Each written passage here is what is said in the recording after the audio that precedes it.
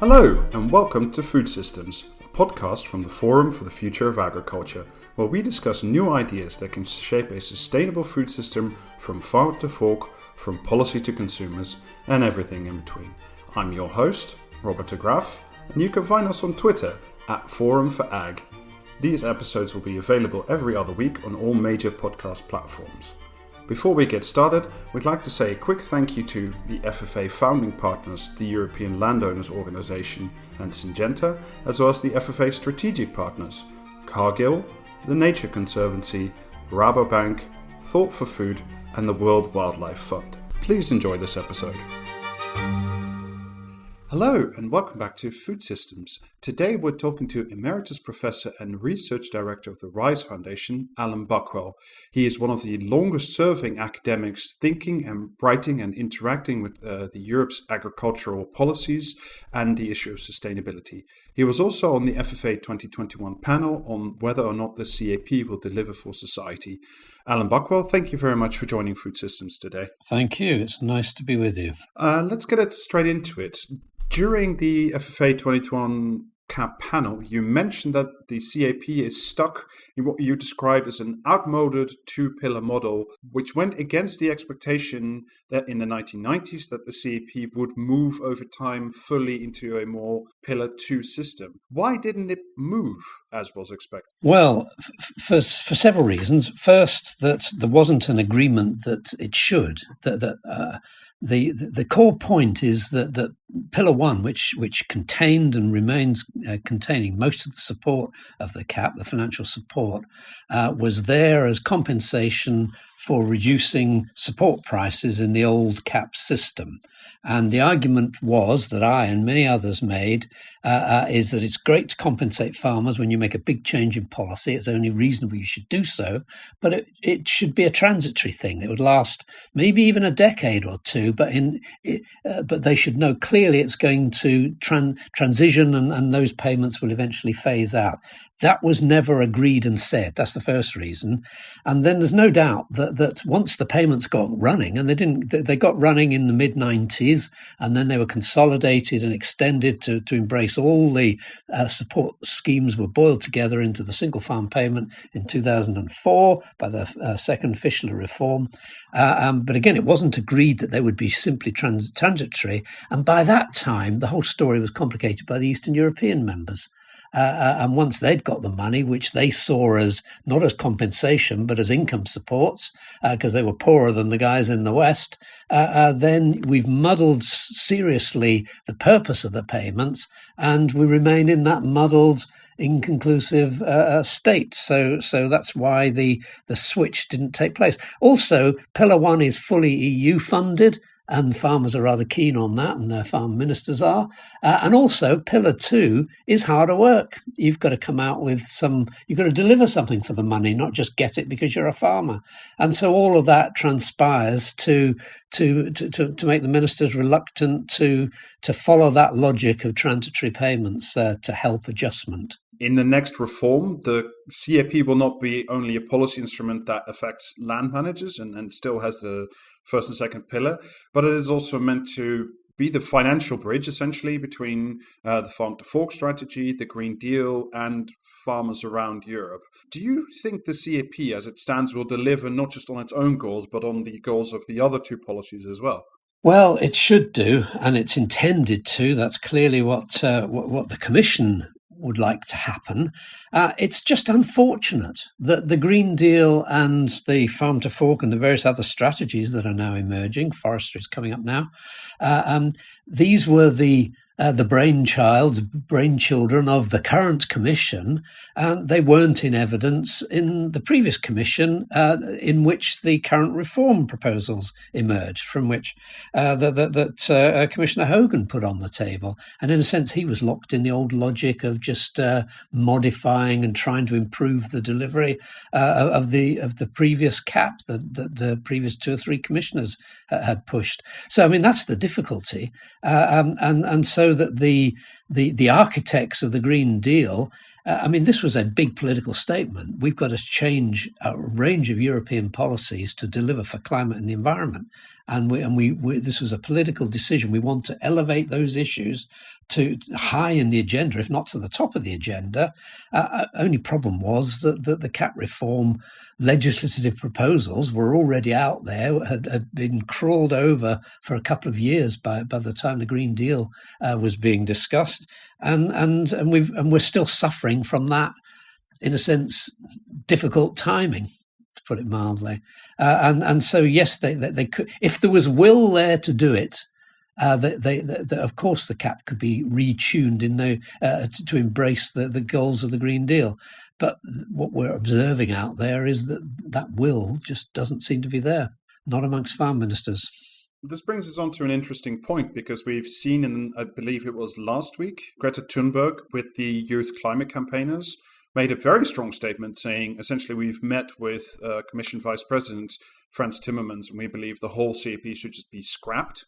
A number of the green organizations have been calling for the same.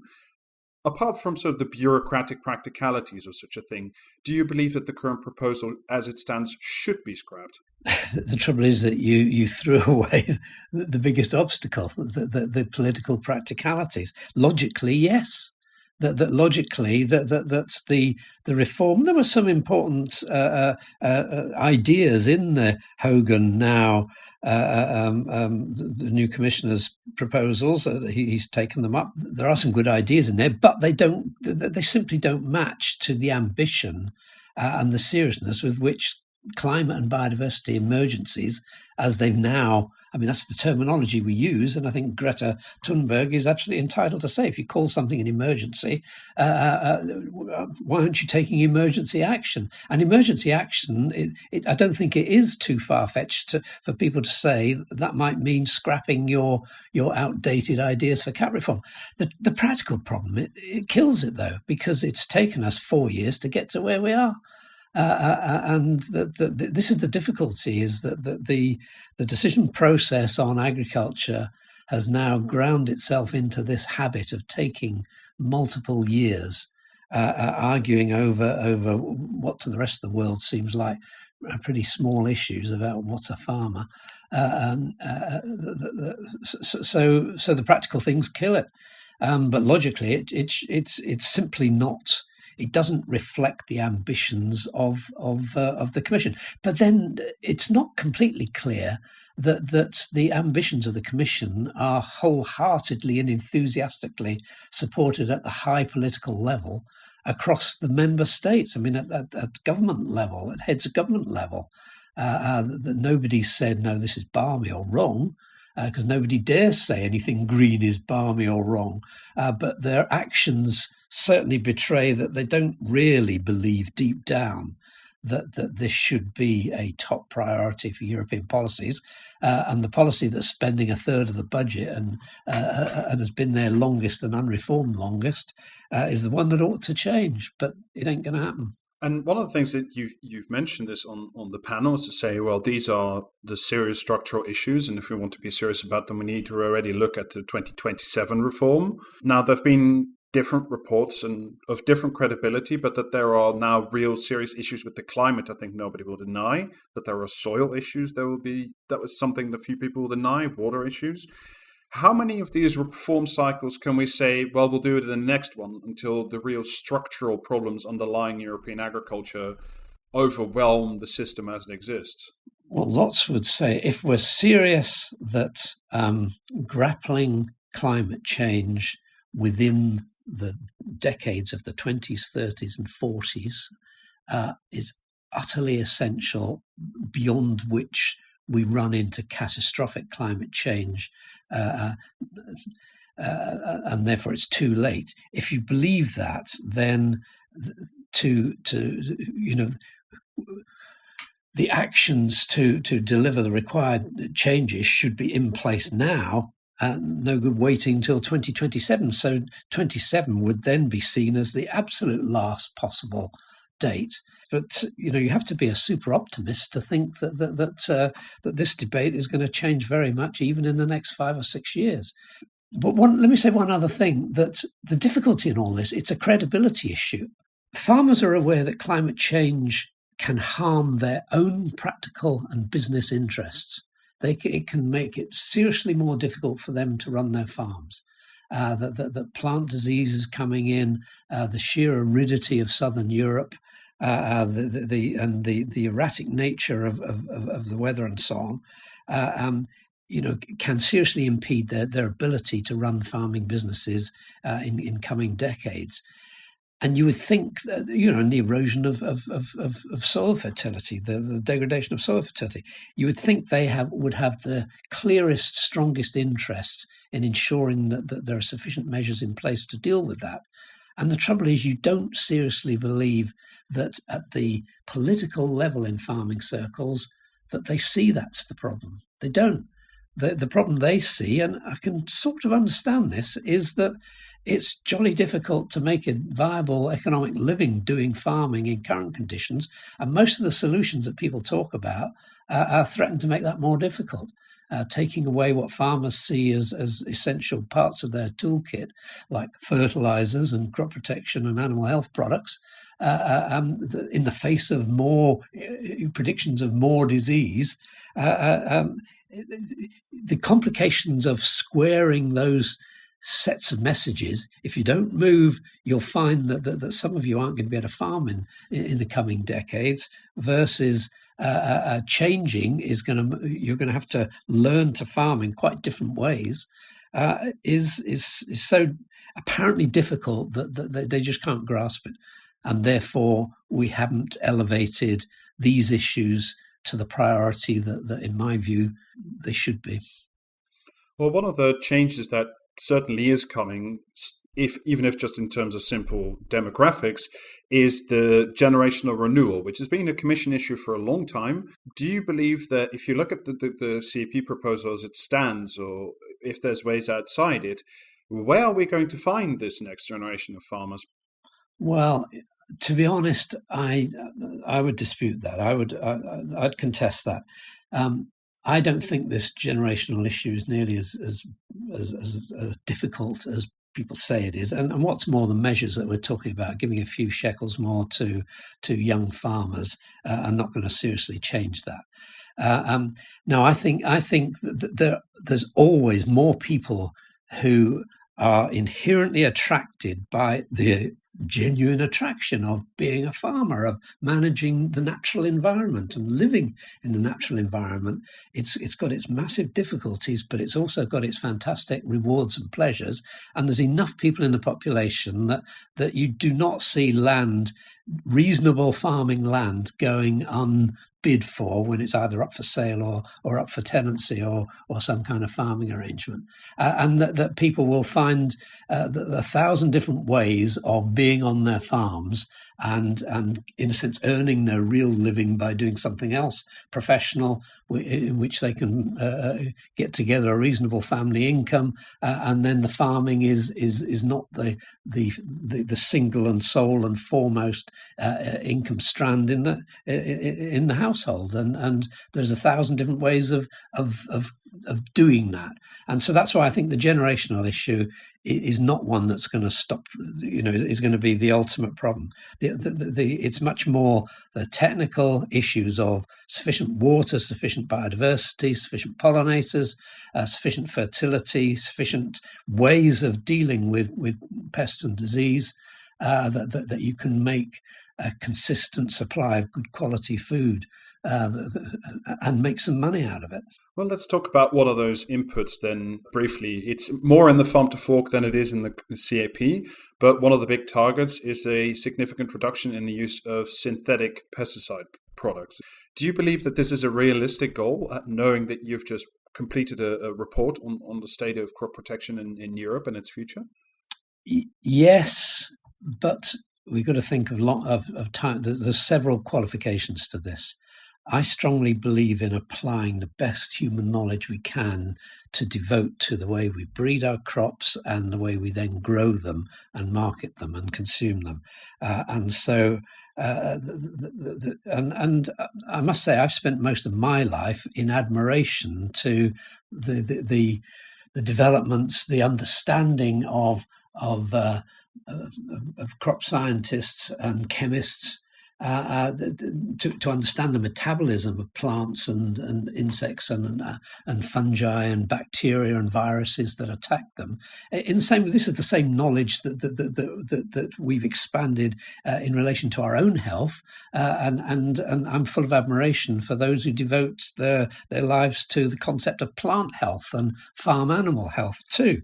And so, but the question, but that's the first point. The next point is that the concept of killing the vector, the disease vector, in other words, reducing one element of biodiversity, is fundamentally going to run against the problem of you're creating the ideal circumstances for resistance to this mode of action to sooner or later come about. And so every new mode of action and every new synthetic product you develop, sooner or later, when you're going to apply it, when the disease or the animal or the virus or the bacteria is there, sooner or later, just as we're discovering with human vaccines in the pandemic, that a mutant resistant strain will emerge, and this product will become non-viable, and so it's a never-ending battle. And we've now gone through so many synthetic chemicals. It does seem to me that it's not unreasonable to say that process reaches a kind of apex, and we've got to find some other approaches. And there are other approaches. There's biological control, and then there's ways of farming that are simply less intensive. And that instantly runs up against the very real objection if you're going to move into less intensive farming systems by design. Less intensive means less inputs and less outputs. Then unless you can control our appetites for consumption, the story doesn't add up. You're just drawing imports if you reduce your own output. And but having said that, so what I'm saying is I think it's reasonable for the Green Deal to give a hefty push that we're serious, that we've got to find other ways to control pest and disease. Over this last couple of podcasts, we've had several discussions about the issue of price and of market failure, and as you point out, the low returns on farm income, let's put it that way. Is the current CAP or the CAP in general not essentially, are we not just papering over a set of massive market failures that don't reward farmers, don't reward the environment, and simply don't distribute the incomes of the food system very well? Yes, it is. It's a corrective for these. It's a highly imperfect corrective for these failures. I absolutely agree, and I like that language. There's a set of well-identified market failures and market imperfections. The failures are the pollution, the destruction of biodiversity, and so on. You can put it in a more positive way that farmers can and do provide environmental services, but if they're not paid for them, of course, they'll underprovide them. So you can make a big case there, and you can make a case for the prices are wrong, and correcting the prices is seriously difficult. Because by correcting the prices is a euphemism for food prices should be a lot higher to pay for farming systems which are less damaging to the environment. And that runs into a very obvious political problem that most people don't want their food prices to go up. Some countries in Europe, Switzerland, Norway, have found a way of dealing with that, but the rest of us haven't, and not likely to. We're not rich enough, not as rich as those two countries.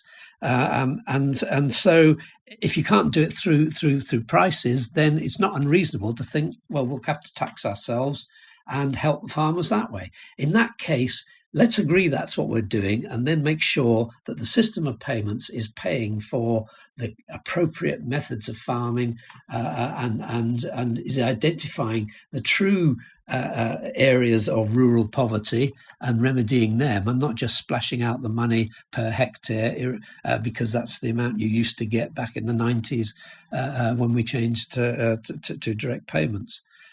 So the CAP could be doing this, but it requires a very different mindset and approach on a different scale than we're currently doing. Because at the moment, all this stuff is just the also-rans in Pillar 2 and the voluntary stuff. One of the issues that I'd still like to get to is in 2017, the RISE Foundation put out a very good report called CAP Out of the Box. And in it, you and your co-authors place a great emphasis on improving risk management tools in any future CAP. Do you think the current proposal is addressing risk management at all or sufficiently when you lay it next to the work you did a couple of years ago? You're right, we included risk management. To be honest, we did, because if we didn't, we'd have been accused of overlooking something that the farmers always go on about. The honest truth is we didn't come up with any brilliant new ideas as to how it could be better handled. I think it's a long running issue in agriculture, and in fact, in some ways, part of the solution. I don't want to, and I can't stress enough that, in my view, this is only part of the solution. To the extent that some farmers can be persuaded, induced, encouraged to move down the agroecological route, where farmers by design are growing a broader range of crops, longer, wider rotations. That in itself is a risk management strategy. But I mean, the problem is getting the prices and costs to add up to make sense. We didn't have any new tools for that. And I think that it's quite reasonable that we have and we maintain a floor intervention system and set of mechanisms that in dire emergency, we know how, and there's a willingness out there to not let farmers go to the dogs, so to speak, when prices collapse for reasons that are not their fault and couldn't have been anticipated. So I think the other ingredient or element in all this is better relations in the food chain. And I think there's a big story there, but we don't have time to go into that, perhaps. No, unfortunately we don't. I want to ask you one more question before we get to our wrap-up, which is about this idea of the new national strategic plans. There's been concerns in some quarters whether or not all the 27 now EU member state capitals are ready, and whether or not these individualized plans sort of will engender national competition again instead of a pan-European agricultural policy. What's your view on the sort of renationalization of the common agricultural policy? I'm content with it.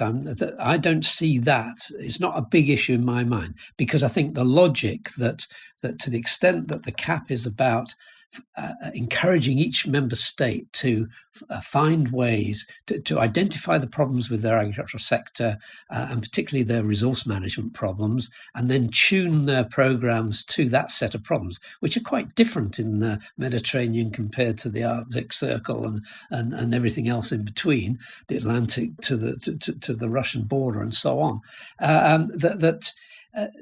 So when you've agreed that the policy is not fundamentally about commodity production and markets, because there's an open level market supposedly across Europe in that regard, when you've agreed that the prime purpose of the policy is to help farmers better steward their natural resources and the environment, then those problems and issues will be very different around the member states. So let them identify the key ones and how best to tackle them, given their farm structures.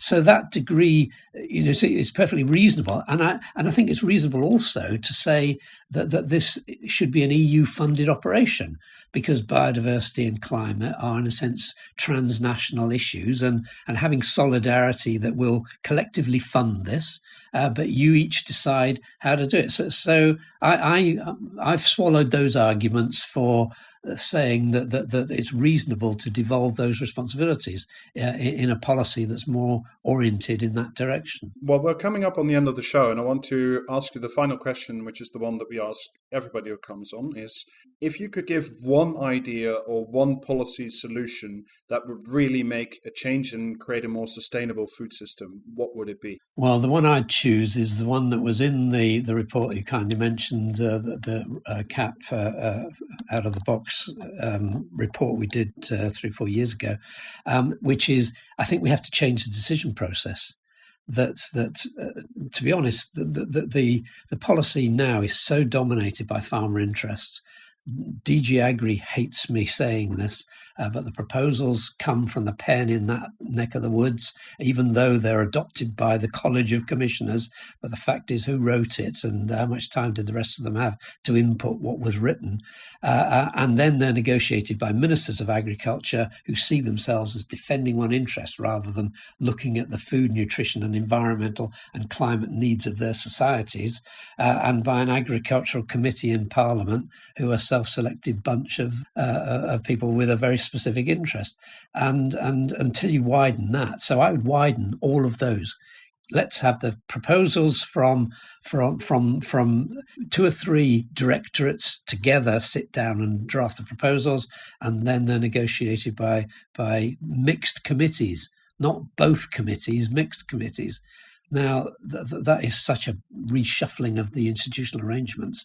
It's probably not going to happen, but I still think it'd be better if it did. Allan Buckwell, Research Director of the Rice Foundation and Emeritus Professor, thank you so much for joining Food Systems Day, and thank you for being on the FFA 2021 panel. I've enjoyed it, Robert. Thank you, and thanks to any listeners. You've been listening to an episode of Food Systems, a podcast brought to you by the Forum for the Future of Agriculture.